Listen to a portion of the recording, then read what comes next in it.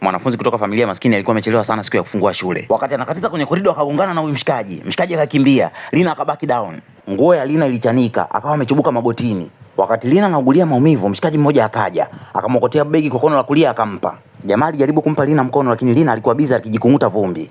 Lina alivyoinua uso wake ili aione sura ya jamaa, alishindwa kuiona kwa sababu kulikuwa na mwanga wa jua. Lina akakimbilia darasani kwake. Mwalimu wa malezi alikuwa anaita jina lake. Lina akafungua mlango kwa nguvu, darasa zima likageuka. Mwalimu akasema, "Kwa kuwa umechelewa, simama hapo hapo hadi kipindi changu kiishe." Jamaa aliyemsaidia Lina akaingia darasani akamwomba msamaha mwalimu, mwalimu akamfokea. Mwalimu akatafuta jina la jamaa kwenye attendance. Alipogundua kwamba huyu mshikaji anaitwa Jack, mwalimu akabadilika. "Asante sana kijana, wewe ndio umefanya shule yetu imekuwa ya kwanza."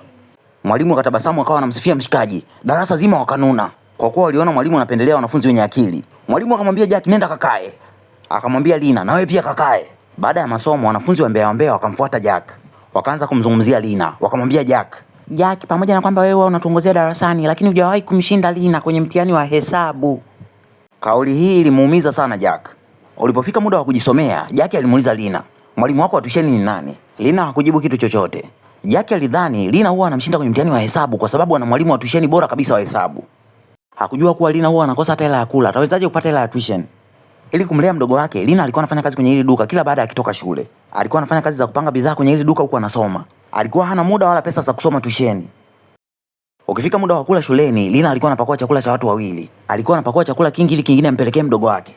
Alikuwa akikaa kwenye kiti anatoa container, anaanza kupakua chakula kukipeleka kwenye container kwa ajili ya mdogo wake. Hakuwaona wanafunzi waliokuwa wanapita pembeni yake. Wakakigonga chakula, kikaanguka chini, kikamwagika. Lina alimaindi kichizi, akaomba msamaha. "Samahani." Hawa wanafunzi wawili wana beef la muda mrefu na Lina. Wamefanya makusudi kummwagia chakula chake. Lina alikuwa anawaogopa, hakusema chochote. Wanafunzi wawili wakorofi walivyoondoka, Lina aliinama chini, akaokota chakula chote akakirudisha kwenye container. Akarudisha container kwenye begi, alihakikisha hakuna mtu anayemuona. Aliokota chakula kilichomwagika chini ili yeye na mdogo wake wapate kitu chakula usiku. Lina akiwa mdogo sana, mama yake alifariki baada ya kampuni ya baba yake kufilisika. Baba yake alitelekeza familia yake ili akimbie madeni. Amekuwa akiishi peke yake na mdogo wake kutoka mdogo wake akiwa mdogo sana. Kuna muda Lina huwa anashinda na njaa ili mdogo wake ale. Kwa sababu ya umaskini wake, Lina alikuwa anavaa skin tight iliyochanika shuleni kila siku. Hali hii ilimfanya jini wa darasa amuonee huruma sana Lina. Mshikaji alivyoanza kuwa na ukaribu na Lina, aligundua kwamba Lina ni mtoto fulani hivi mzuri sana. Wakati mshikaji anamshangaa Lina, Lina akaamka kutoka usingizini. Ili Jack asiaibike akajifanya amekuja kumuuliza Lina swali la hesabu. Muda wote aliokuwa anaelekezwa alikuwa anaangalia uzuri wa Lina. Ulipofika muda wa chakula cha mchana, Jack akaenda kukaa karibu na Linda, akiwa ameshika kinywaji kwa kono lake la kulia. Jack alikosa ujasiri wa kumpa Lina kinywaji. Lina akauliza, "Una tatizo gani?" "Sina tatizo lolote, kengele darasani imegonga." Baada ya Lina kuondoka, Jack akaangalia kiganjani, alikuwa ameandika maneno mazuri ya mapenzi ya kumwambia Lina. "Na leo tena nimeshindwa kumtongoza." Wakati wa kutoka shule, Jack akatupa kitabu chake. Ni dude la taka kwa kono lake la kulia. Lina alisubiri kila mtu aondoke, akaenda kukichukua kitabu alichokitupa Jack, akachana karatasi la juu lenye jina la Jack, akakificha kwenye koti lake la shule, kwa kuwa alikuwa hana hela ya kununua vitabu. Je, Jack atapata ujasiri wa kumtongoza Lina? Je, wale wadada wawili ambao wana beef na Lina watasupport penzi la Jack na Lina? Maisha ya Lina na mdogo wake yataendeleaje? Je, baba hao kina Lina alienda wapi? Atakuja kurudi? Usikose kufuatilia sehemu ya pili ya mkasa huu wa kusisimua hapa Freddy Flix. Asante sana kwa kuitazama hii hadi hapa.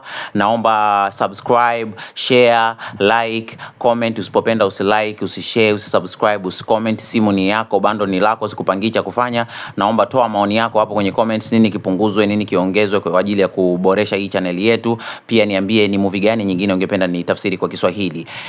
Kama unapenda movie ndefu sawa, zinazoisha ambazo hazina part 2 na part 1, hapo chini kuna bonge moja la movie ndefu ambayo inaisha, yani unaitazama hadi inaisha. Inamhusu kaka mmoja ambaye alitembea na wadada wawili kutoka kwenye familia moja. Unataka kujua aliwezaje kutembea na hao wadada?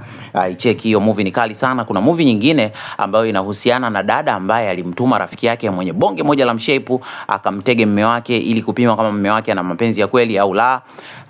Pia kuna story nyingine inayohusiana na mchungaji ambaye alipendwa na binti mwenye pepo la ngono. Unataka kujua kama mchungaji alitoboa au la? Tazama hapo chini. Asante sana kwa kuitazama hii hadi sasa. Hii ni Freddy Flix. Hakuna mimi bila wewe. Nashukuru sana kwa upendo, nashukuru sana kwa support. Tukutane tena kwenye episodes nyingine. Moko love y'all.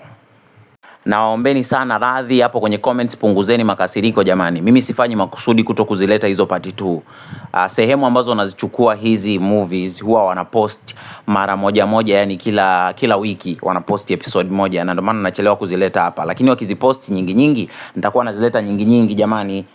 Mimi siwafanyii makusudi, aminini kwamba punguzeni jazba, tulieni, vitu vizuri vinakuja. Fredflix TZ ndo sehemu pekee yenye mapicha makali yaliyotafsiriwa kwa Kiswahili.